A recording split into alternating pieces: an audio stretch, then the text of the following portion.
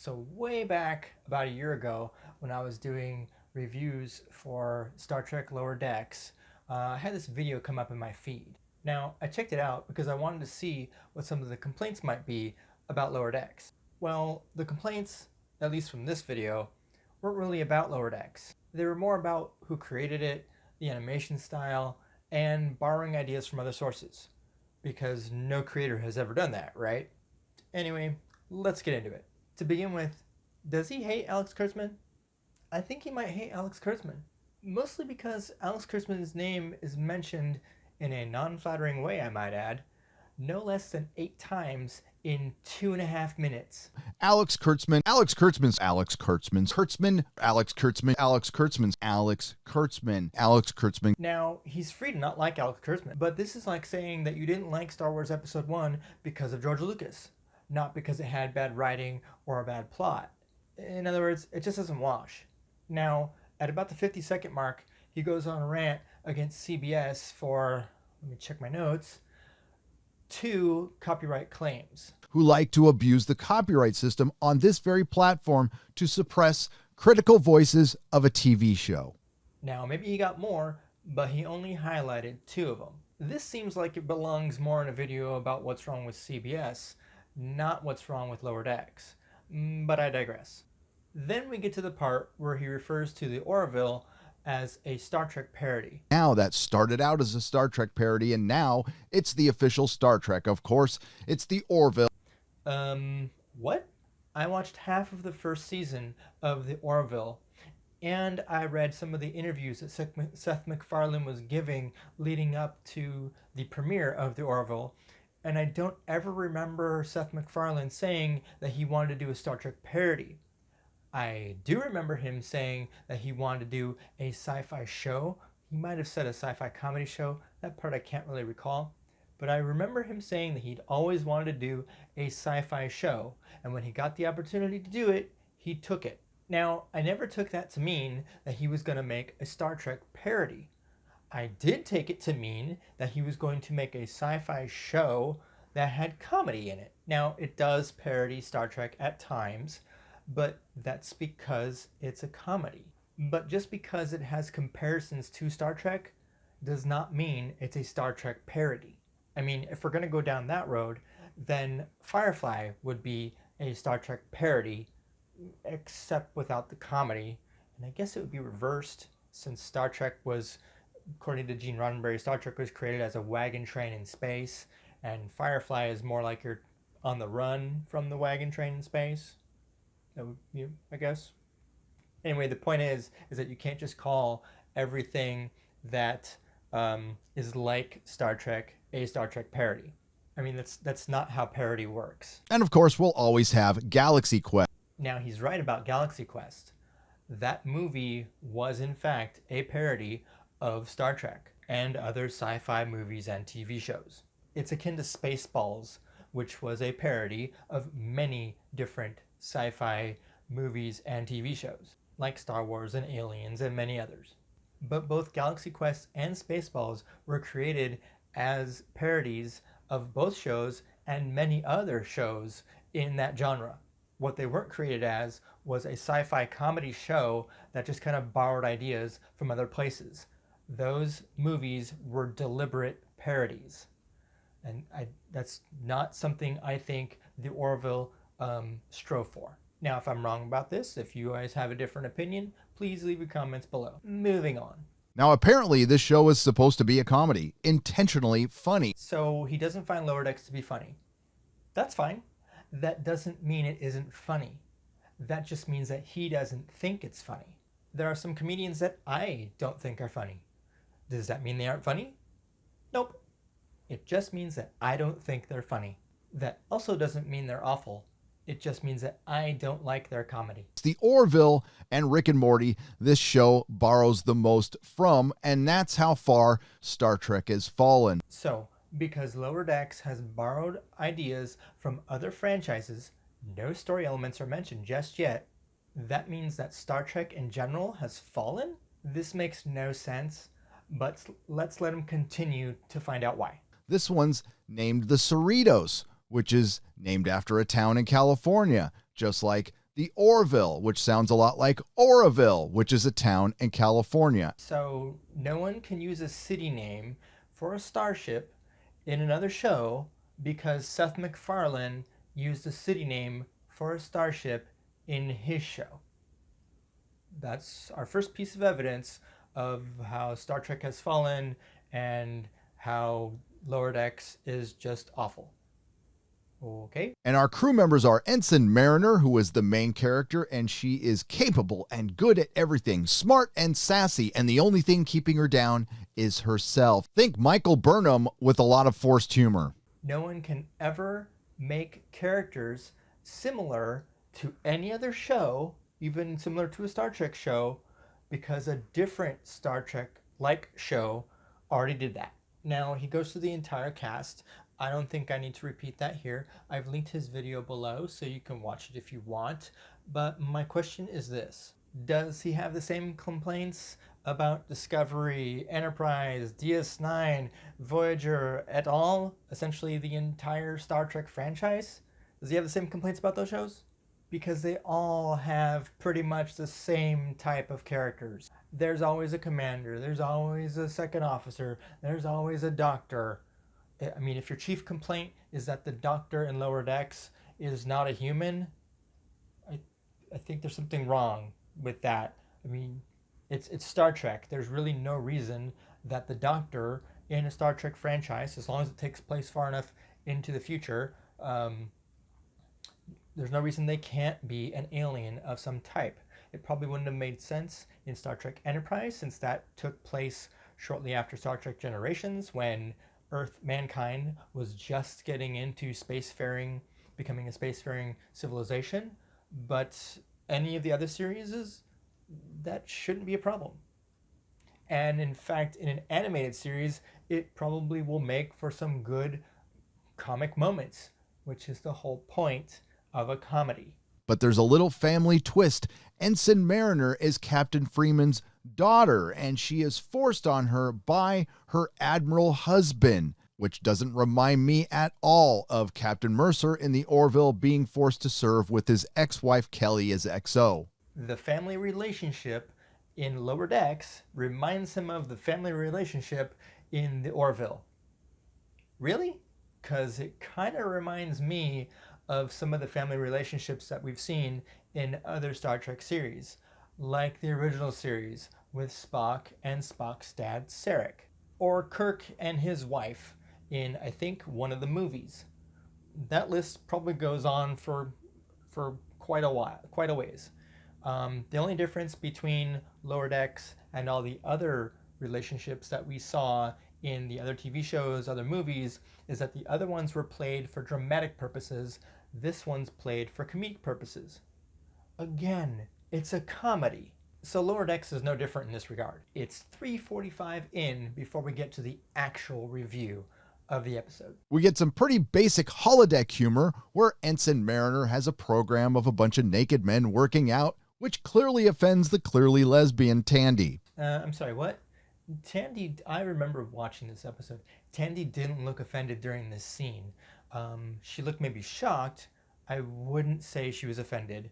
And I think it's presumptuous to say, now maybe their intent was what he's claiming. I think it's presumptuous to say that an alien, which is what Tandy is, having a certain hairstyle automatically makes her a lesbian. Maybe that was the intent, but we also didn't really I didn't get that sense throughout any of the episodes that had been released. If anything, I got the sense that she was actually attracted to the other engineer, because she was willing to spend time in one of those tubes working on stuff while they could have been out on a deck watching. They were watching some kind of star formation, or I can't remember exactly what. It's been a while, but they could have been out doing that. Instead, they were in the tunnel working on something and watching it there. And she was just happy to be spending time with him. So, and this was after that episode where he'd gone out on the date. That hadn't gone very well, or at least it hadn't been revisited. But they seem to have been kind of showing those two in some kind of relationship, which is what makes me think that she wasn't supposed to be a lesbian at all. So I guess what I'm trying to say is, maybe he's just projecting. An effectual male cyborg goes on a date with a character I didn't bother remembering the name of, which gets screwed up because he's ineffectual, partially due to the fact that his new cyborg technology is malfunctioning. On that note, his date didn't get screwed up. His date continued throughout the episode. He's taking that scene out of context. That scene, the screenshot that he shows, is right before the commander turns into a zombie and they are forced to kind of fight their way out, and then they kind of spend the rest of the episode going through the ship trying to figure things out and save the crew. They even end up continuing their date out on the hull of the ship using mag boots, walking across it. Again, they're trying to save the crew. Of course, we have Balmer monitoring Ensign Mariner, and he thinks he catches her in the act of selling Federation equipment illegally to a local populace, but of course, she is just helping out local farmers because bureaucratic Starfleet wasn't acting fast enough. Yes, because Mariner doesn't follow Starfleet regulations. And that's established early on as in the episode as part of her character. Whereas Boimler does follow regulations to the T, even sometimes trying to call out senior officers for not following regulations. This is also why the captain asked Boimler and no one else to follow Mariner. Captain Freeman calls in Ensign Balmer to her office because she wants to monitor Ensign Mariner, obviously because this is her daughter, but this is supposed to be a mystery at this point. She wants Ensign Balmer to catch her in the act of breaking a rule so she can get her off the ship as quick as possible. Because Boimler is playing everything by the book, and the captain knows that Boimler will always report on someone who isn't going by the book. Yeah, that doesn't sound like a lot goes on because it doesn't. It's a 20 to 25 minute show. Were you expecting some grand story arc? A lot of forced situational humor that lacks the most important element, humor. Also, it's essentially a sitcom, so situational comedy? That's the entire point of the show. Put the characters in situations and then have funny stuff happen during those situations. You must just love sitcoms, right? A lot of excessive dialogue, a lot of modern vernacular like, that's what I'm talking about and you're my bitch. A lot of snapping and pointing. Modern vernacular and forced dialogue? Probably because this is a crew of a lesser known starship. He's literally complaining about the entire point of the show at this point. Sure, the Cerritos kind of looks like a Federation ship. The Cerritos kind of looks like a Federation ship? This is just grasping now. The Cerritos looks exactly like a Federation ship. I mean, if you want to talk about Federation ships that don't look like Federation ships, the Defiant is probably a ship that doesn't look like a Federation ship. All the other ones in all the Star Trek shows that I've seen have two engines. They might be high. They might be, above the saucer section, and in this case they're below. But they can always be below. If I'm not mistaken, Star Trek ship design is you have a saucer, you have what I guess you could call a main hull, and then you have engines. And the engines and the main hull can be very close together. There's plenty of starships in the Federation that look very similar to the Cerritos. This is not a foreign design and something brand new in this show. Not at all. There's that Cal Arts Go Animate style, which doesn't work at all, and more importantly, it doesn't make any sense. Now we get to the meat of the review. He doesn't like the animation style, so therefore it doesn't make sense for Star Trek. That doesn't make sense at all. You don't have to like the animation style, but that doesn't mean it doesn't make sense for the show. It just means that the creators wanted that animation style for their show. This is like saying Genndy Tartakovsky's animation style doesn't work for Clone Wars. It does. You don't have to like Genndy Tartakovsky's animation style. I have a friend who did not like the animation style, so he did not watch the original Clone Wars. I actually liked it, and I liked Samurai Jack. So I liked watching Clone Wars. It did not detract from it for me. Now, maybe this animation style detracts from it for this guy, but that doesn't mean the show is awful or bad or anything else. It just means he's not a fan of the animation style. Again, nothing wrong with that, but that doesn't mean the show is bad. Now, perhaps he would have preferred a different animation style.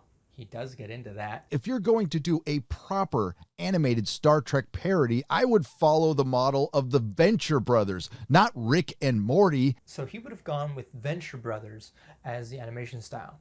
Now, just from the screenshot that he shows, this animation style, I think, puts me off. Now, does that mean that I wouldn't have watched Lower Decks if I had seen this animation style? Probably not, because the rest of the show I was fine with. I thought it was really funny. I didn't actually know that this animation style came from Rick and Morty before watching it. And in fact, I think I've seen a few episodes of Rick and Morty. My kids watch it. I don't think I ever watched it regularly, so I didn't recognize the connection.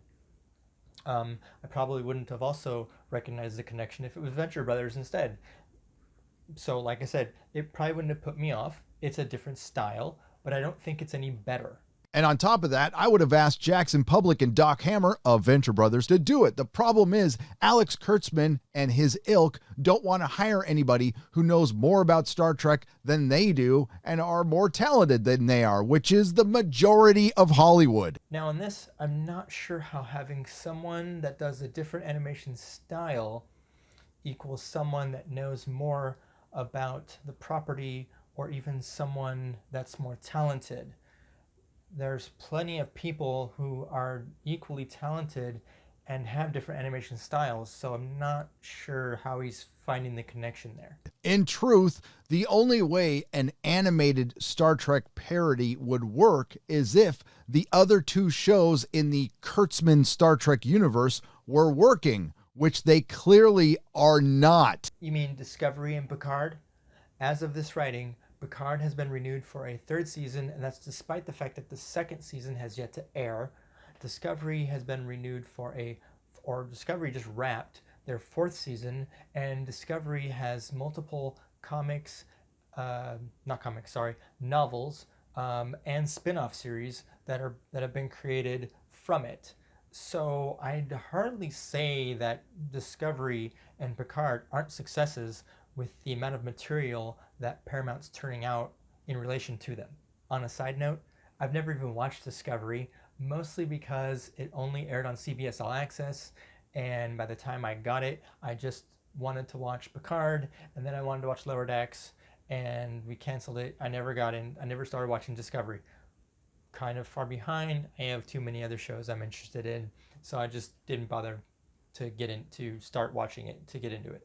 I can tell you how every single episode is going to play out. Basic bitch situational humor where a dumb male who will mostly be Ensign Bulmer will get into a predicament that the very sassy and resourceful Ensign Mariner will get him out of. And the secondary plot will be a female character getting into a situation that is caused by A, a dumb man, B, an insecure man, or C, a reckless man, or D, all of the above. But this is pretty much every modern sitcom anyway, so I'm not sure how it's a dig at Lower Decks and not just a dig at modern sitcoms in general. In fact, even if you swap some of those genders around, you'd still have a sitcom from the 80s. Maybe if you'd focused your gripe on Lower Decks being formulaic instead of being created by Alex Kurtzman and having a bad animation style, things would be different. As it is, you've complained about a lot of things that have little to nothing to do with the story